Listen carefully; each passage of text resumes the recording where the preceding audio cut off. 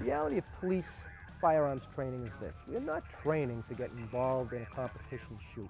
Very rarely does it occur that you pull up to a scene and you're cruising and someone, come on, let's go, let's go. All right, ready, stand on the 25-yard line. Ready, you're gonna shoot that target. Ready, go. Obviously that does not happen. Apartment 21, John, 21st floor, 105, 380, 25, Winchester Boulevard, and 4.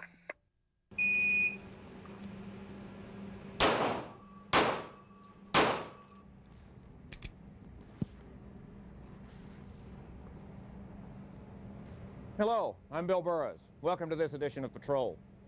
If your academy and in-service firearm training is similar to what you just observed, it may not be preparing you for a real-life encounter on the street. Firearm qualification that depends on shooting paper targets from long distances may be fine for future firearm training competitions, but it bears little resemblance to the realities of the real world. That's why the Massachusetts State Police has adopted a new lethal force training program, a new training paradigm. Trooper Mike Conti of the MSP Training Academy explains the hows and the whys of the changes they've made in their program. The program itself, the new program we have built, has not been done haphazardly. It has also not been put together as just another series of firearms courses or shooting courses. We worked this as if it was a homicide investigation. We analyzed all of the material that was out there, all of the evidence. We went through reams of statistics and reports. We looked through our own reports. We talked to our own people. We talked to our own people who've been involved in many, many high-stress engagements. We've had our own personal experiences over the years operating in the field. We looked at all the data gathered by the FBI and other sources throughout the country. We looked at all of the firearms courses that our department had been doing and other departments across the country have been doing, and we broke them down to their core elements. Their core elements. We were looking for their training value. And while we were looking through this, a funny thing happened. We started to put all the figures and facts down on paper. And the thing that jumped out at me was this. The numbers from what we were doing, the data that we developed from what we were doing, distances from targets, number of rounds fired from these distances, how we were doing it, when you looked at that and you compared those numbers against the data from actual police-involved gunfights, it was inverted. It was upside down. What I mean by this is this. The vast majority of the firing that we did, the training we did, was from far away, 25 yards, 17 yards. The vast majority of rounds were fired from those distances.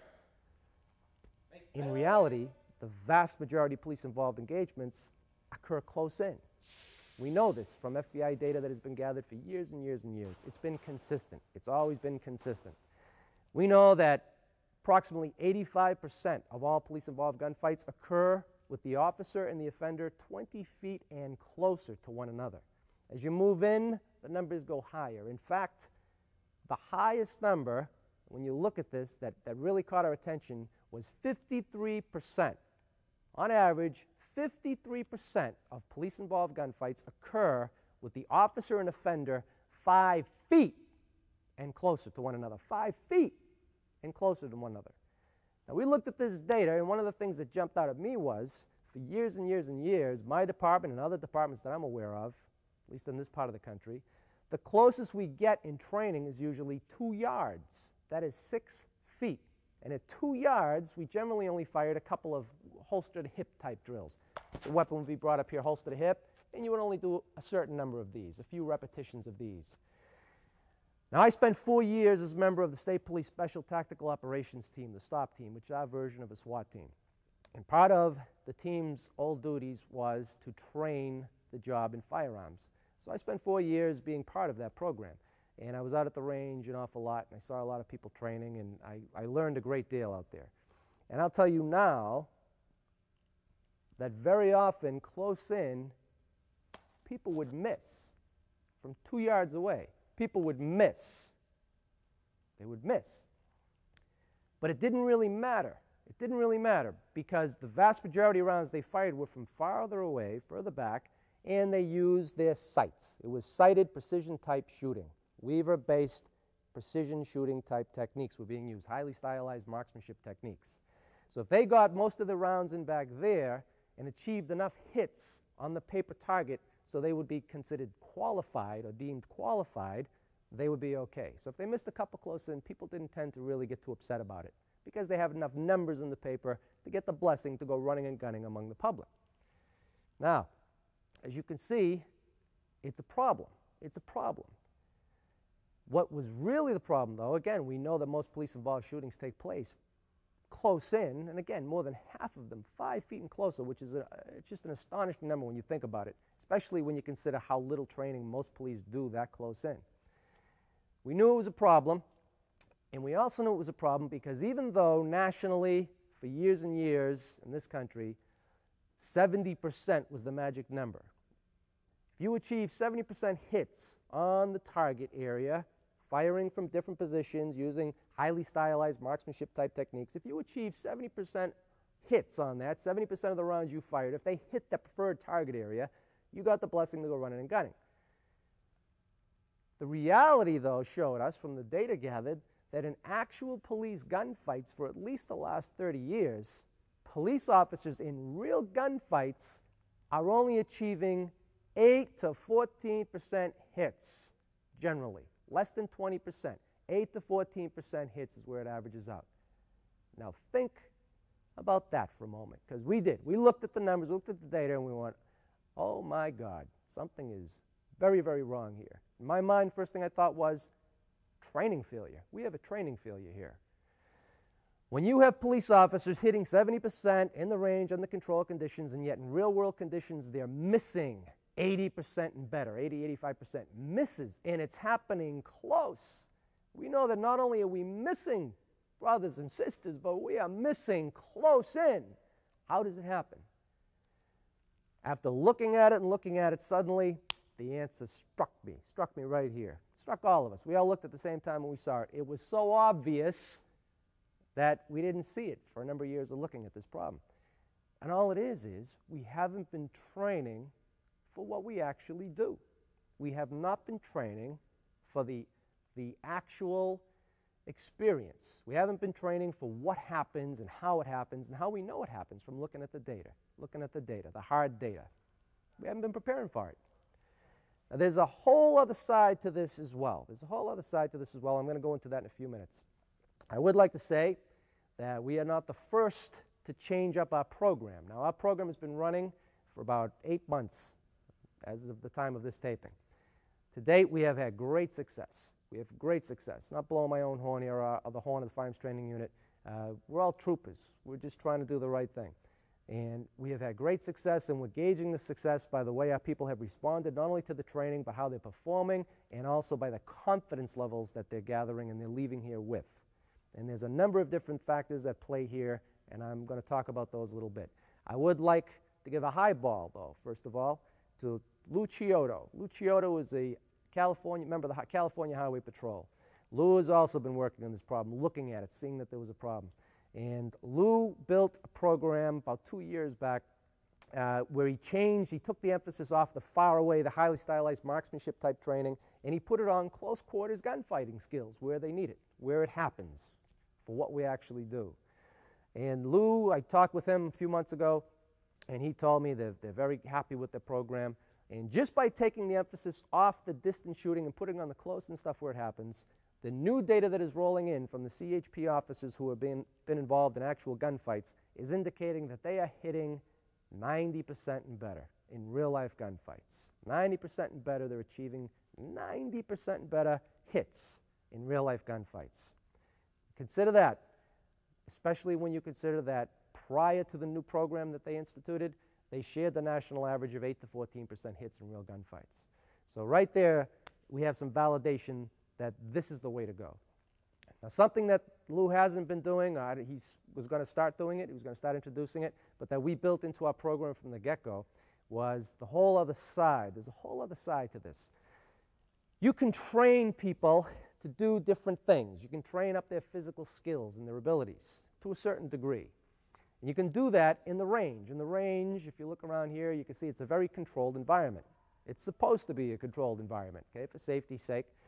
Now, we have people in line, we have people shooting, we have them shooting down range. Muzzle control is a big concern.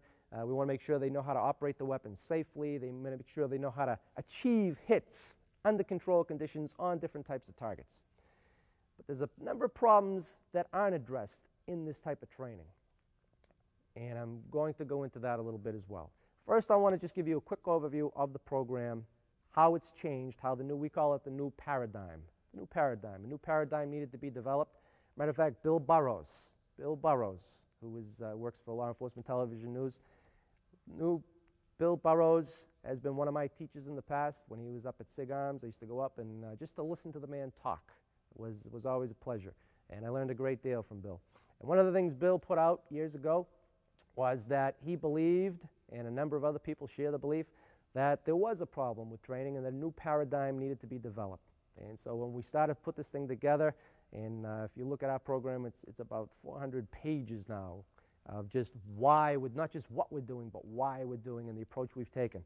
And we called it the new paradigm. Okay, we called it the new paradigm. What we're doing is this in the new program. First of all, we based all of our firearms courses according to the data generated by the FBI. We shoot at distances dictated by the reality. Where it happens, that's where we're putting the training emphasis. We put it there. Point shooting. We have instituted point shooting into the program in a big way. Now, for years, the Mass State Police has consistently integrated point shooting into the program. We would tell our people at the closer distances, 5 yards and closer, we would tell our people that when you're engaging, just lock the weapon out, don't look at the sights, but stare at the target. To the credit of the Mass State Police, from Colonel Bob Hunt, who had this program going, to Roger Ford, to Paul Damery, all the way through to today. Different people, they had kept this in even when point shooting wasn't popular. Now, point shooting in its purest form, the Applegate point shooting technique as refined by Colonel Applegate during World War II, we have instituted that now. We've brought it back. And the reason is we're emphasizing it is because the reality dictates that we must emphasize it. Now, like I told you, we have kept it in our program for years and years, the point shooting, but the truth is that if you take a police officer and put them on a line and they're shooting paper targets and they know they must achieve that magic number, 70%, so they can keep their gun and keep going out there and be qualified and be out there running and gunning and doing their job. If they have to do that, they will do whatever it takes to get that. If that is the emphasis, qualification is the emphasis, they will do what it takes to get those numbers. So even close in, a lot of our people, we would tell them, point shooting, stare at the target, do not look at your sights. They would lock it out, but who's kidding who? The vast majority of the time, people are on those sights. They're on those sights because they want to achieve those hits. So you say, what's the problem? There's no problem with that. There is a problem with that. There's a very significant problem with that. Point shooting, as taught by Applegate, involves lifting the pistol so it is between your eyeballs and the threat and firing the weapon. Firing the weapon. Point shooting also involves keeping yourself pretty much squared to the target as opposed to blading away in the Weaver type stance. It's more of an isosceles type stance that people get into. Now, the reason we have people square themselves to the threat is because that's what they do. That's what human beings do when they're threatened. They square themselves to the threat. I know this. I've done this, and I also have taken about 800 people through our own version of Applegate's House of Horrors. I'm going to explain that in a few moments, and we will also be showing you that. We'll take you through the House of Horrors. You're going to go through the House of Horrors. You'll get a chance to see it. Now, point shooting, again, is based on these tenets. Usually, one hand on the gun. One hand on the gun. We examine numerous tapes of police-involved shootings, and guess what? One hand on the gun. Vast majority of the time, you see one hand on the pistol. The other hand's holding a flashlight, it's pushing someone off, it's opening a door, it's doing something. Usually one hand on the gun. You watch the various police tapes, the cruiser-mounted tapes, and you'll see that. You'll see it. We take people through the House of Horrors, and there are certain points where they have to do things. Okay? They engage. And many, many times, people will tell me that they had two hands in the gun. I will ask them, how many hands did you have in the gun here? And people will say two. And they're absolutely positively sure that they had two hands in the gun. And the truth of it is they had one hand in the gun. It's a training memory. It's a training memory. So a lot of times, too, what I'm trying to say here is that a lot of times people do not remember things accurately. They will think that they had two hands on the gun. We're calling it a training memory. Because most of the training people have done has been with two hands on the gun over the years, people tend to remember two hands on the gun. Because most police officers have been trained to use their sights over the years, sights. A lot of times people remember seeing their sights in actual engagements. And we tend to believe that is also a training memory in the vast majority of cases. And I'll explain why. Here's why. It's so simple that it escaped us for years and years. The reason people do not use their sights in real life close quarter engagement, the reason police officers tend not to use their sights is because when it happens, when it's happening, your eyeballs are on them. Your eyeballs are on them.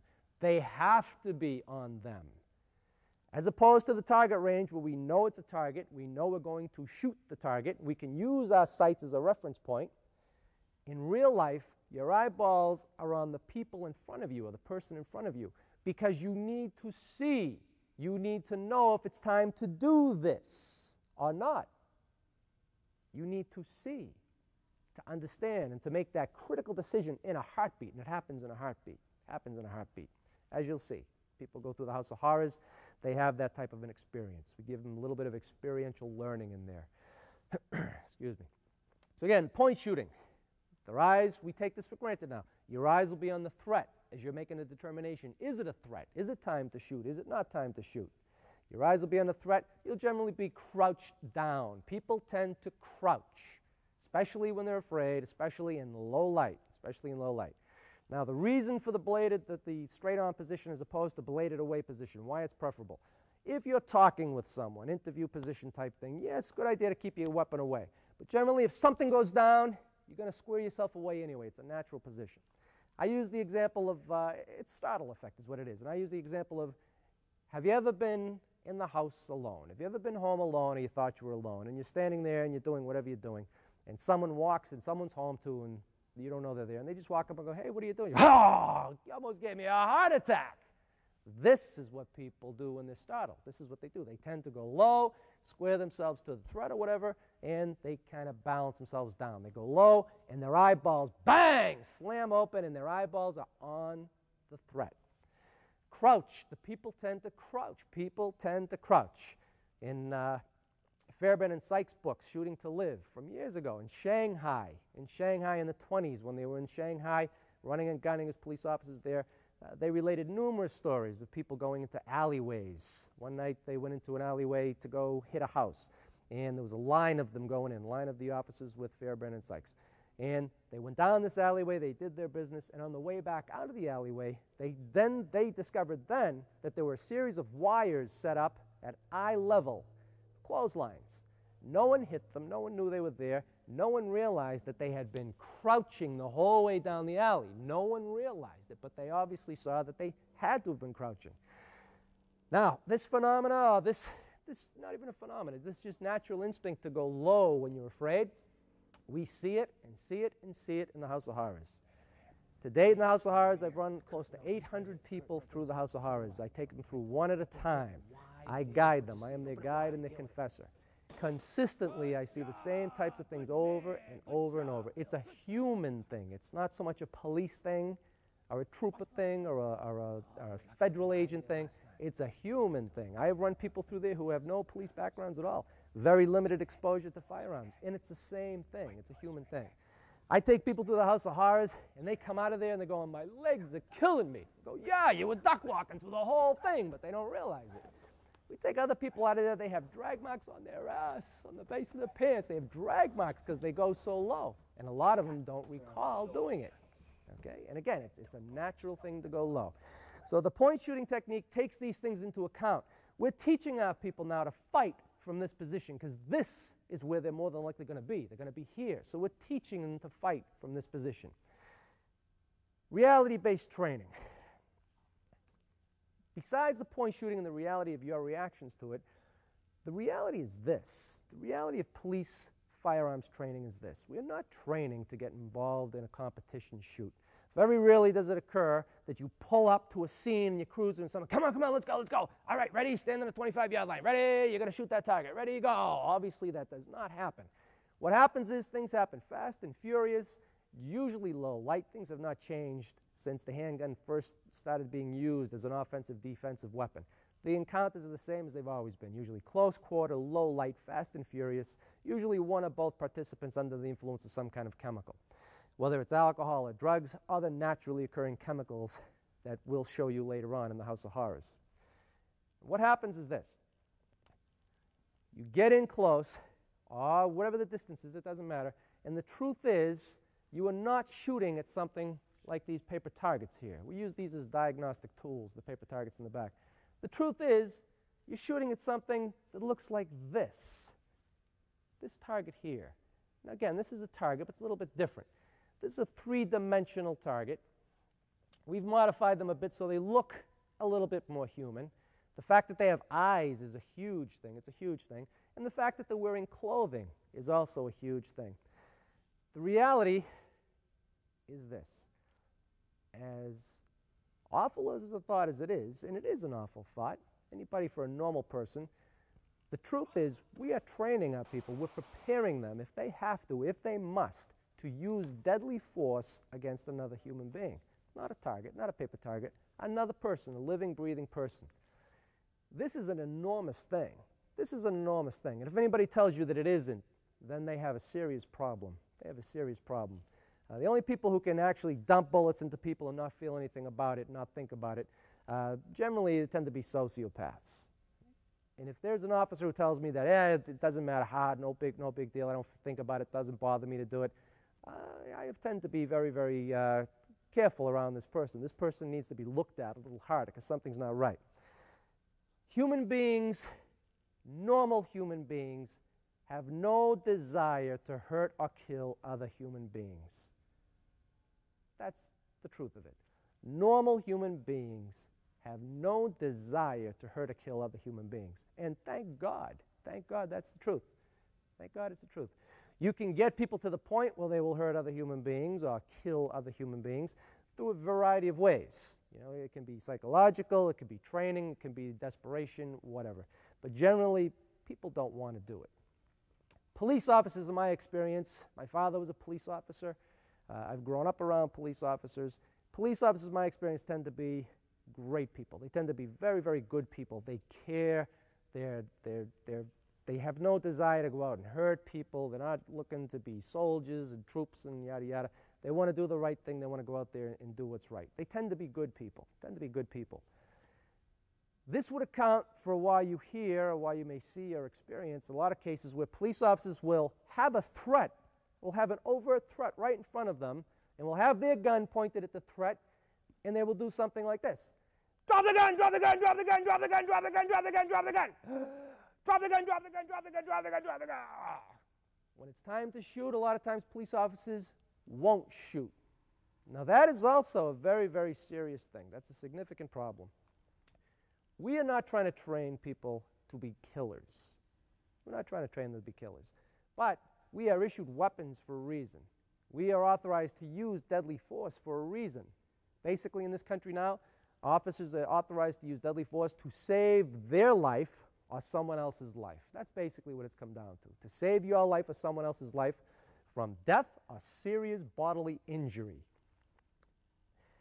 If the officer cannot do it, if they cannot do it because they have not been prepared properly to do it, and you must prepare them, that is a serious training problem as well. That is another training failure. And it is something that has not been addressed in a great deal of the training that's gone on in this country. So our program is designed to prepare the officer best we can to be able to employ deadly force when it is required. And by doing this, we find a number of benefits. Now, some people look at something like this and they say, oh my God, you're training people to be killers. But that's not correct. What we're doing, we have them shoot on targets, the lifelike targets, because we don't believe that the first time an officer shoots into something that looks a little bit like them and shoots through clothing, we don't think the first time they do that and do it up close should be for real. We don't think it should be the first time for real. So we have them rehearse the act of shooting against another person. And again, this raises a lot of eyebrows. Oh, my goodness, you can't teach that. But this is what the reality is. Now what we find, or what we have found by doing this, by letting our people see it, letting our people think about it and get over some of these mental hurdles, it actually takes away a great deal of the fear and trepidation. Once you take away the fear and trepidation, not of doing it, but of being able to do it, once you take away that fear and you expose them to a number of different scenarios where they face their fears close in, the fear of hurting or killing another human being, the fear of being hurt or killed, you expose them to that and you let them see that they can do it under controlled conditions, but you let them see that they can do it and they can survive and they can win. What you get is a more confident, competent officer. And that is critical, because once someone understands what they can do, what their abilities are and what their limitations are, but once they get a good understanding of it, what you lose is a lot of this. You lose a lot of this fear. You lose a lot of this fear. People get more confident, more competent. And the truth of the matter is, the more competent and confident that the officer is, the less likely it is that they will have to do this and put rounds into another human being. The less likely it is that they will have to do that. Why is that? There are a number of reasons for that. One of the first ones is this. Human beings are by design basically predators. This is another thing that raises eyebrows, but we're basically designed to be predators. We're bipedal. We hunt on 2 feet. We have 2 eyeballs mounted in the front of our heads so we can locate and track prey. We have binocular vision. If we were prey animals, our eyeballs would be located on the sides of our heads so we could see the predators coming. But they're not. They're located right up here. We have canine incisors. We're very good at hunting. We hunt in packs, or we hunt alone. Some of us hunt alone. We're predators by design. Some of the people that the police officers deal with out there have highly refined predatory natures, predatory senses. It's what keeps them alive. It what lets them survive out in the streets or wherever they're existing, wherever they're operating. If a police officer comes upon a few of these people and they're dealing with them in a law enforcement capacity, and the police officer does not have true confidence and competence in his abilities, and he knows it or she knows it, and people, you know it. You know what you know about yourself. And if something is happening and the officer's trying to take control of the situation and the fear is there, if some of these people start to make a move or they're looking, they're sensing, if they sense the fear, a lot of times people will make the move on you. There are interviews with cop killers in prison who say that. The officer didn't take control of me right away. I thought I could do it. This wasn't the officer, the one who was all spit-shined and looked like they were squared away and were very aware, looked very confident. That wasn't the one I was going to kill when I went out to kill a pig that day. They found the one who just wasn't that aware, didn't look that squared away. Okay? They look, they hunt, and they look for the weak ones. That's what predators do. That's what the bad predators do. So what we see is there's less of a chance of someone making a move on you if you are truly confident. You know what your abilities are, and you can take control of them and the situation because you were in control of yourself and your weapon if needs be. The other reason we find that you're less likely to have to fire rounds into people is this. If you are truly competent and confident of your abilities, if you know that you can get your weapon out or it comes out by itself when it needs to because you've trained yourself this way and it just automatically comes out, if you know that you can do this, if you know it'll be there or it does come out when you need it and it's there, it gives you more time to think. More time to think as opposed to this. And there's nothing left to do but shoot because time is up and you're panicked. So what we find is by being more competent and confident, you're less likely to have to fire. You're more likely to take control immediately, to be more observant, take control of other people, take control of yourself, and calm the situation down, give you time to think. And if you do need to employ deadly force, you're more likely to employ it appropriately. Competence and confidence are 2 of the key ingredients in the new paradigm that Trooper Conti and the Mass State Police have implemented in their firearms training. On our next program, Trooper Conti will take us step-by-step through the 4 phases of the new paradigm. We'll see the basic marksmanship and skill building training that's traditional to firearms, and you'll also see the running and gunning training that teaches an awareness of the surroundings and innocent bystanders. We'll join several students as they enter the House of Horrors, a training exercise that produces mental and physiological reactions similar to real life and death gunfights. I hope you'll join us then. I'm Bill Burroughs, and thanks for watching.